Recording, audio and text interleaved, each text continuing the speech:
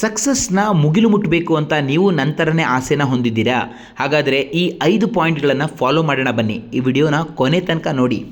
ಮೊದಲನೇದಾಗಿ ಜವಾಬ್ದಾರಿ ತಗೋಬೇಕು. ಕಂಪ್ಲೇಂಟ್ ಮಾಡೋದು, ಬೇರೆಯವ್ರ ಮೇಲೆ ಗೂಬೆ ಕೂರಿಸೋದನ್ನು ಬಿಡಬೇಕು. ನಮ್ಮ ಜೀವನಕ್ಕೆ ನಾವೇ ಹೊಣೆ ಅನ್ನೋದನ್ನು ಅರ್ಥ ಮಾಡ್ಕೋಬೇಕು. ಎರಡನೇದು, ಒಂದು ಗುರಿ ಅಂತ ಇಟ್ಕೋಬೇಕು.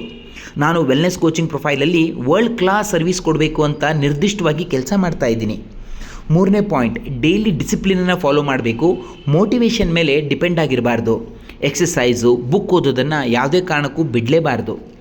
ನಾಲ್ಕನೇ ಪಾಯಿಂಟ್, ಹೊಸ ಸ್ಕಿಲ್ ಕಲಿಯೋಕ್ಕೆ ನಾವು ದುಡ್ಡು ಮತ್ತು ಟೈಮನ್ನು ಇನ್ವೆಸ್ಟ್ ಮಾಡೋಕ್ಕೆ ಹಿಂಜರಿಬಾರ್ದು.